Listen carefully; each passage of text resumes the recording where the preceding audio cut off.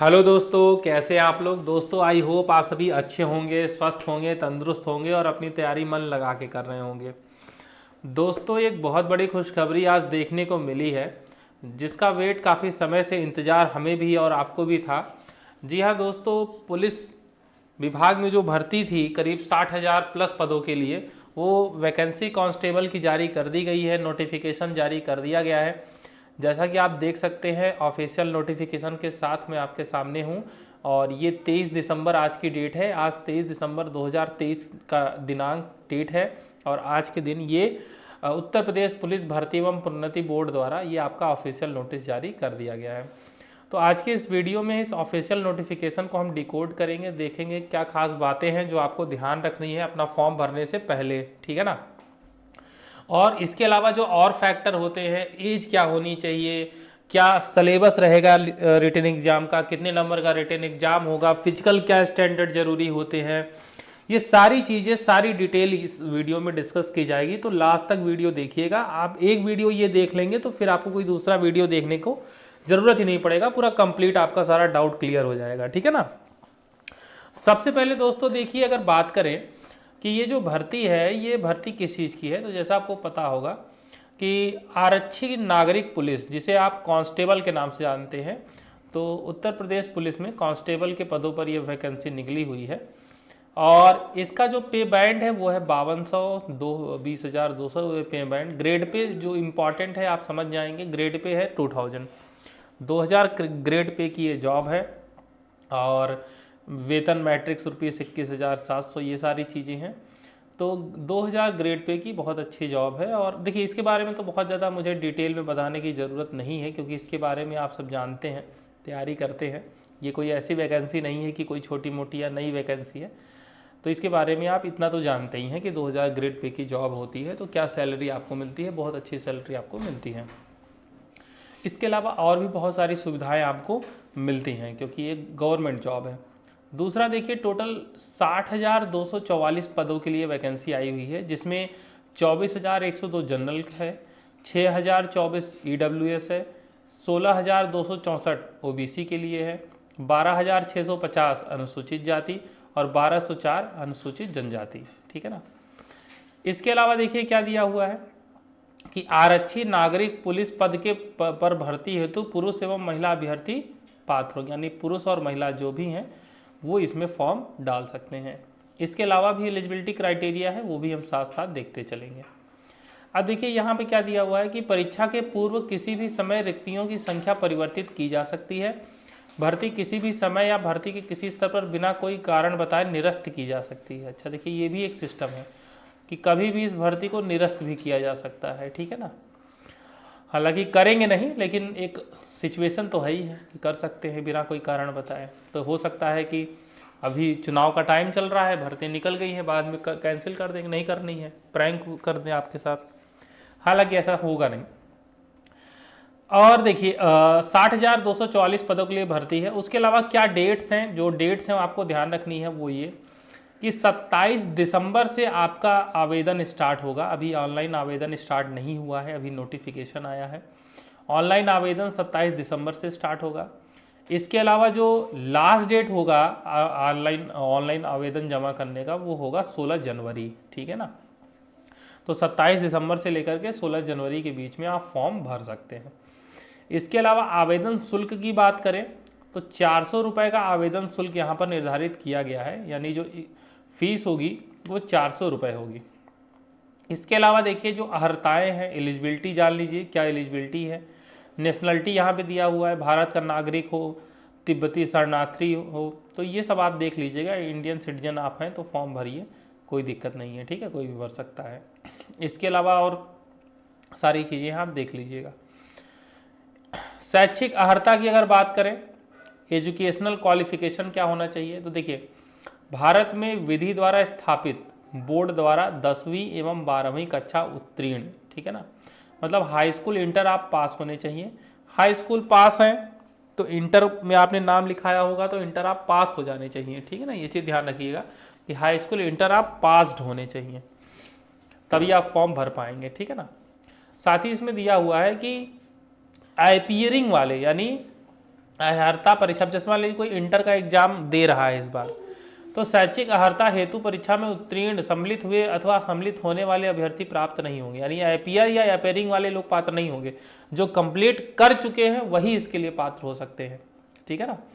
आप सोचे कि मेरा 18 साल हो गया है, इस बार इंटर का एग्जाम भी दे रहा हूँ, तो नहीं, आप अपेयरिंग में है ना, आप नहीं कर सकते हैं, ठीक है ना, ये चीज़ ध्यान रखिएगा। अधिमानी, अच्छा एक अनिवार्य अर्हता होती है, अभी जो थी वो अनिवार्य। अधिमानी अर्हता क्या होता है कि अगर ये अर्हता नहीं भी है तो भी आप फॉर्म भर सकते हैं, अगर ये अर्हता है तो आपको प्रेफरेंस दिया जाता है, ठीक है ना, प्रेफरेंस दिया जाता है। क्या हो आपके पास अगर डोएक या नीलेश सोसाइटी का कंप्यूटर में O लेवल का प्रमाण पत्र है, या फिर आपने प्रादेशिक सेना में न्यूनतम 2 वर्ष की अवधि तक काम किया है, या आपके पास राष्ट्रीय कैडेट कोर का B प्रमाण पत्र यानी NCC सर्टिफिकेट, ठीक है ना, आपने NCC किया है तो उसका भी फायदा आपको देखने को मिलता है इस तरह की वैकेंसियों में। लोग करते भी NCC इसीलिए हैं। एज की बात करें, एज क्या फैक्टर रहने वाला है, तो देखिए 1 जुलाई 2023 को 18 साल की आयु प्राप्त कर लेनी चाहिए, ठीक है ना, और 22 साल से ज़्यादा ना हो, ठीक है ना। 1 जुलाई को कितने हो जाने चाहिए, 18 साल हो जाना चाहिए, और कितना, 22 से ज़्यादा ना हो, यानी 18 से 22 के बीच में हो, ठीक है ना। अर्थात अभ्यर्थी का जन्म 2 जुलाई 2001 से पूर्व तथा 1 जुलाई 2005 के बाद का नहीं होना चाहिए, ये चीज़ ध्यान रखिएगा। 2 जुलाई 2001 से पहले अगर पैदा हुए हैं, बाद में पैदा हुए हैं तो 2 जुलाई 2001 से अगर पहले पैदा हुए हैं तो मामला गड़बड़ है, या 1 जुलाई 2005 के बाद पैदा हुए हैं तो भी मामला गड़बड़ है। लेकिन यहाँ पर देखिए एक चीज़ और भी है, अभी मैं बताता हूँ आपको। पहले आप ये देख लीजिए कि महिला अभ्यर्थी के लिए क्या है। सेम महिला अभ्यर्थियों के लिए भी है, बस थोड़ा सा उसमें अंतर है। क्या अंतर है? अंतर ये है कि महिलाओं के लिए न्यूनतम उम्र तो 18 साल ही है, लेकिन अधिकतम उम्र अगर आप देखिए तो वहाँ पे 25 साल है, यानी महिलाओं के लिए 18 से 25 साल ये उम्र है, ठीक है ना। लेकिन एक इसमें क्या है कि ये जनरल के लिए है। अगर आप अन्य पिछड़ा OBC हैं, SC हैं, ठीक है ना, अगर आप स्पेशल कैटेगरी के हैं तो फिर आपको कुछ एज रिलैक्सेशन मिलता है, अपर एज लिमिट में छूट भी मिलती है। अनुसूचित जाति हैं, अनुसूचित जनजाति हैं, या किसी ऐसे श्रेणी के हैं, लेकिन ये लाभ केवल उत्तर प्रदेश के मूल निवासियों को ही मिलेगा।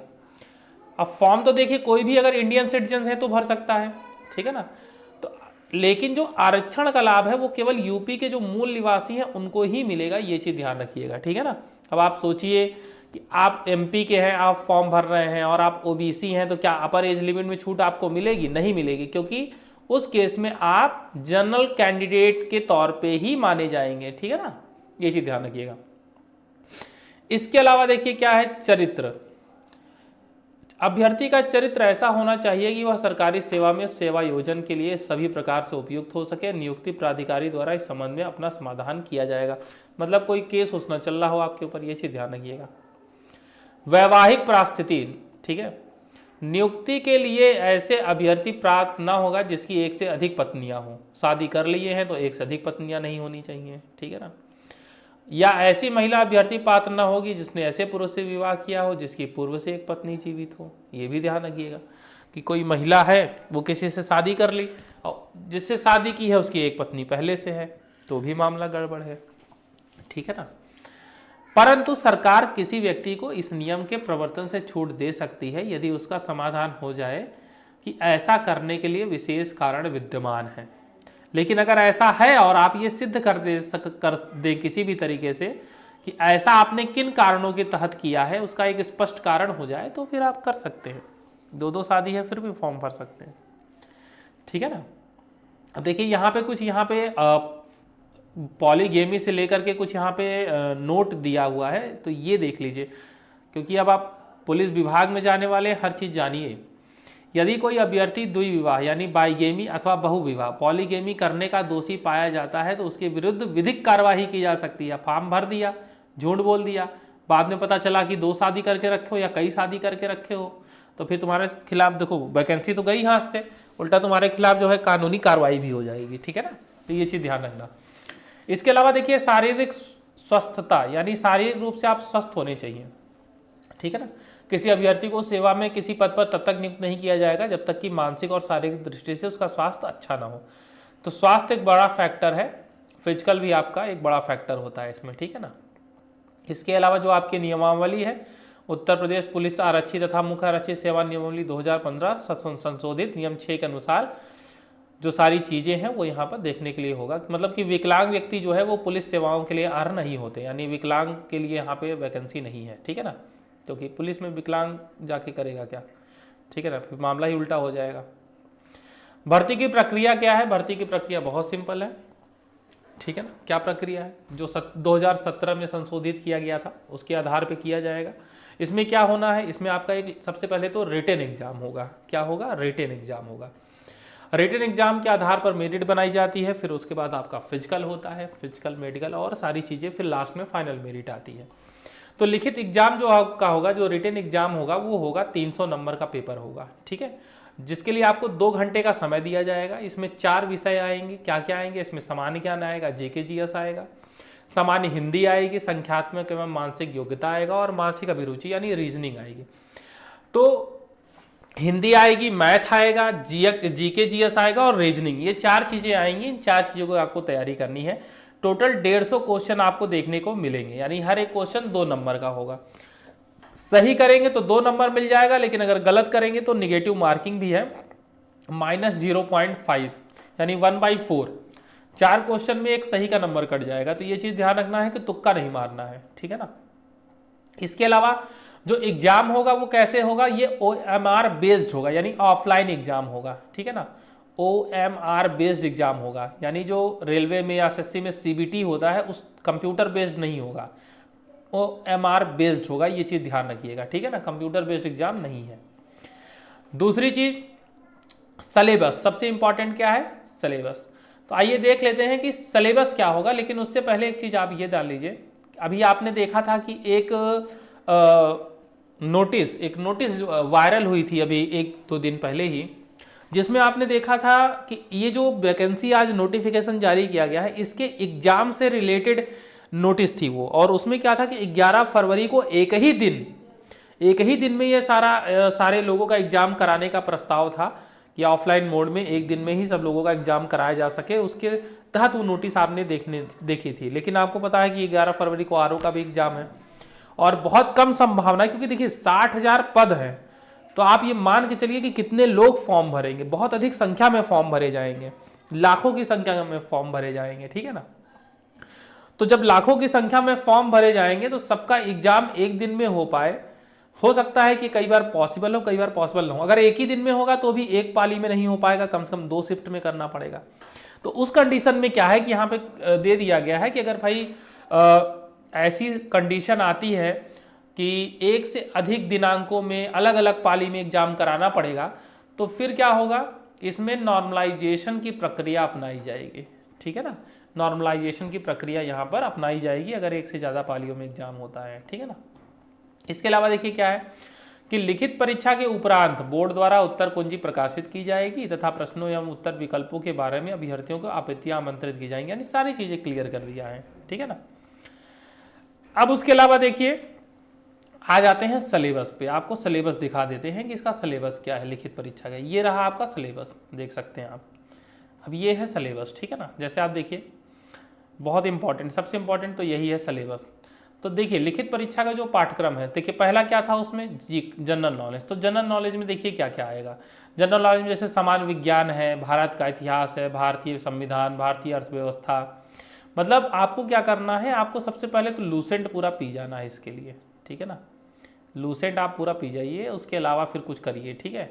NCERT पढ़ना हो तो पढ़िए नहीं, लेकिन लूसेंट आप पूरा सा रट जाइए। लूसेंट में आपको ये सारे टॉपिक मिल जाएंगे, महत्वपूर्ण दिवस, अनुसंधान, खोज, पुस्तक, सब कुछ आपको मिल जाएगा, ठीक है ना। सामान्य हिंदी है, हिंदी में जैसे हिंदी और भारतीय भाषाएं, हिंदी व्याकरण से संबंधित मौलिक ज्ञान, ठीक है ना, वर्णमाला, तत्सम तद्भव, पर्यायवाची, विलोम, अनेकार्थक, वाक्यांशों के लिए शब्द, सर्वनाम, विशेषण, काल, क्रिया। तो ये हिंदी के सारे जो टॉपिक हैं, हिंदी इसमें पूछी जानी है, ठीक है ना। इसके अलावा अगर हम बात करें मैथ की, तो देखिए मैथ में क्या, संख्यात्मक एवं मानसिक योग्यता की अगर बात करें, न्यूमेरिकल एंड मेंटल एबिलिटी, तो इसमें जैसे नंबर सिस्टम है, डेसिमल फ्रैक्शन है, प्रॉफिट लॉस है, डिस्काउंट है। तो ये पूरा डिकोडेड सिलेबस यहाँ पे दिया हुआ है। वीडियो के डिस्क्रिप्शन बॉक्स में आप देखेंगे कि मैं यहाँ पे इसको लिंक दे दूंगा, वहाँ से आप पीडीएफ डाउनलोड कर लीजिएगा, ठीक है, जिससे कि आप आसानी से वहाँ आप इस पूरे सिलेबस को स्टडी कर सकें। इसके अलावा देखिए यहाँ पे रीजनिंग में जो टॉपिक आने हैं वो भी यहाँ पे दिया हुआ है, क्या क्या टॉपिक आएगा, ठीक है ना, public interest, communal harmony, rule of law, ये सारी चीज़ें हैं, ठीक है ना। तो ये जो मेंटल एप्टीट्यूड है इसमें जो जो टॉपिक आने हैं वो भी यहाँ पे दिया हुआ है, ठीक है ना। क्योंकि देखिए मेंटल एप्टीट्यूड जरूरी है आपके लिए। क्यों जरूरी है भाई? आप इस सेवा में जा रहे हैं, वहाँ पर आपकी बौद्धिक क्षमता बहुत क्योंकि एज प्रेजेंट, जैसे आप प्रेजेंट में हैं, कोई सिचुएशन आपके पास आई, आप कैसे डील करते हैं, ठीक है ना, तो वो चीज़ें बहुत इंपॉर्टेंट है, बहुत ज़रूरी। आगे बढ़ते हैं, देखते हैं क्या आगे खास है। मानक परीक्षण मतलब डॉक्यूमेंट वेरिफिकेशन होगा। ये सारी प्रोसेस तो आपको पता ही होगा क्या होता है। इसके अलावा देख लेते हैं कि फिजिकल स्टैंडर्ड टेस्ट यानी जो पीएसटी होता है उसमें क्या ज़रूरी है, ठीक है ना। अब यहाँ पे देखिए जो पुरुष लोग हैं, जो पुरुष अभ्यर्थी हैं, उनके लिए क्या शारीरिक मानदंड स्थापित करने होंगे अगर वो फॉर्म भरना चाहते हैं।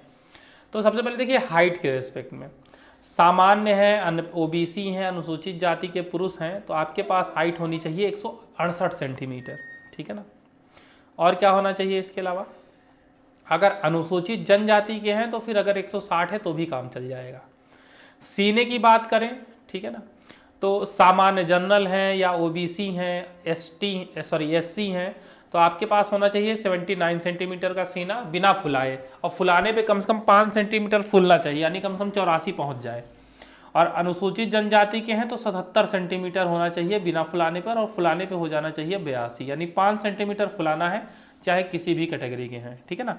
क्योंकि देखिए यहाँ पे नोट लिखा है कि न्यूनतम 5 सेंटीमीटर सीने का फुलाव आवश्यक है, ठीक है ना, सॉरी।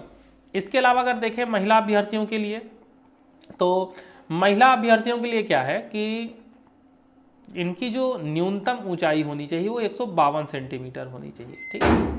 सामान्य है, अन्य पिछड़े वर्ग हैं या अनुसूचित जाति हैं, तो महिला अभ्यर्थी हैं तो 152 सेंटीमीटर, और एसटी की महिला है तो 147 सेंटीमीटर ही जरूरी है। दूसरा वजन, महिलाओं के लिए क्या है? वजन, ठीक है ना, 40 किलोग्राम का न्यूनतम वजन होना चाहिए। महिलाओं के लिए सीना नहीं नापा जाएगा, ठीक है ना, महिलाओं का वजन नापा जाएगा, कम से कम 40 किलोग्राम होना चाहिए, और 152 सेंटीमीटर की हाइट होनी चाहिए। ये चीज़ आपको ध्यान रखना है, ठीक है। इसके अलावा जो है पीईटी की बात करें, फिजिकल इफिशियंसी, वो तो फिजिकल स्टैंडर्ड टेस्ट हो गया। पीईटी फिजिकल इफिशियंसी टेस्ट की बात करें तो देखिए इसमें क्या है कि भाई अभिलेखों की संविदा एवं शारीरिक मानक परीक्षण में सफल पाए गए अभ्यर्थियों की शारीरिक दक्षता परीक्षण में सम्मिलित होने की अपेक्षा की जाएगी। इसमें क्या करना है?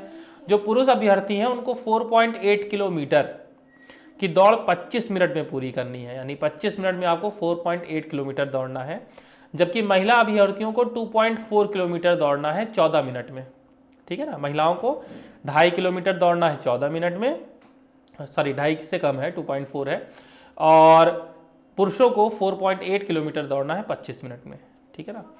अब आपने सब कुछ कर लिया, लेकिन अगर आप दौड़ में फेल हो गए तो देखिए साफ साफ लिखा है कि वे अभ्यर्थी जो विहित समय के भीतर दौड़ पूरी नहीं करते हैं भर्ती के लिए पात्र नहीं होंगे। इसलिए रनिंग बहुत इंपॉर्टेंट है। हर चीज हालांकि इंपॉर्टेंट है, लेकिन ये है कि रनिंग भी इंपॉर्टेंट है, ठीक है, तो इसकी भी आदत डाल लीजिए, भर्ती के लिए पात्र नहीं होंगे, ठीक है ना। अब इसके अलावा देखिए आगे बढ़ते हैं, और जो समय समय पर चेंजेस हैं या कुछ चीज़ें हैं वो ऑफिशियल वेबसाइट पर प्रकाशित की जाएंगी, तो वो भी आप देखते रहिएगा। इसके अलावा एक चीज़ इंपॉर्टेंट है कि बोर्ड द्वारा कोई प्रतिशत यानी कोई वेटिंग लिस्ट जारी नहीं की जाएगी। जब मतलब अंतिम योग्यता सूची बनेगी, सारी चीज़ें आपकी हो जाएंगी, सारे टेस्ट हो जाएंगे, और उसके बाद जब अंतिम सूची बनेगी तो कोई वेटिंग लिस्ट नहीं आएगी। ये चीज़ ध्यान रखिएगा। अक्सर आप लोग कमेंट में पूछते हैं कि वेटिंग लिस्ट आएगी कि नहीं, तो यहाँ पर जो है बोर्ड ने क्लियर कर दिया है कि कोई भी किसी तरह की वेटिंग लिस्ट नहीं जारी करेंगे, ठीक है ना। 2 या 2 से अधिक अभ्यर्थी के अंक समान है तो ऐसे अभ्यर्थी को वरीयता प्रदान की जाएगी, जो कि अधिमानी अर्हता यदि कोई हो रखते हो। ये सारी चीज़ें हैं, ठीक है। तो इसमें देखिए जो इम्पॉर्टेंट पॉइंट था वो मैंने आपको बता दिया है, जो मुख्य पॉइंट था। इसके अलावा यहाँ पे जो आरक्षण है, कितने % क्या आरक्षण, वो सारी चीज़ें हैं। तो अगर आप हैं आरक्षण के लिए, स्पेशल कैटेगरी के लिए, तो आप देख सकते हैं।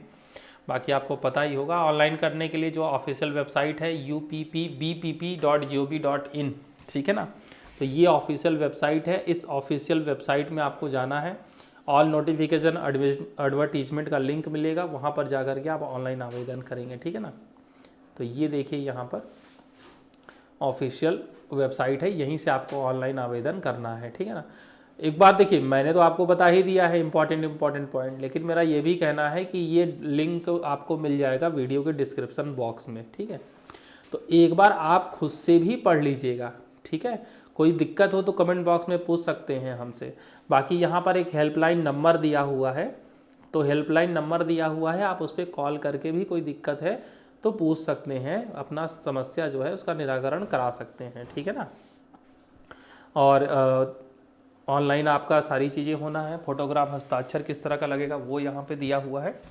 ये सारी चीज़ें, किस तरह की फ़ोटो आपको खिंचानी है, किन किन बातों का ध्यान रखना है, ये सारी चीज़ें यहाँ पे दिया हुआ है, एक बार आप उसको पढ़ लीजिएगा, ठीक है। तो दोस्तों एक काम और कर दीजिएगा इसी के साथ, अगर वीडियो आपको अच्छा लगा हो तो वीडियो को लाइक कर दीजिएगा, हमारे चैनल पर नए हैं तो चैनल को सब्सक्राइब कर दीजिएगा और ज़्यादा से ज़्यादा लोगों तक शेयर कर दीजिएगा, ठीक है। नोटिफिकेशन डाउनलोड जरूर कर लीजिएगा, वीडियो के डिस्क्रिप्शन बॉक्स में आपको लिंक मिल जाएगा। मिलते हैं अगले अपडेट में, तब तक के लिए धन्यवाद।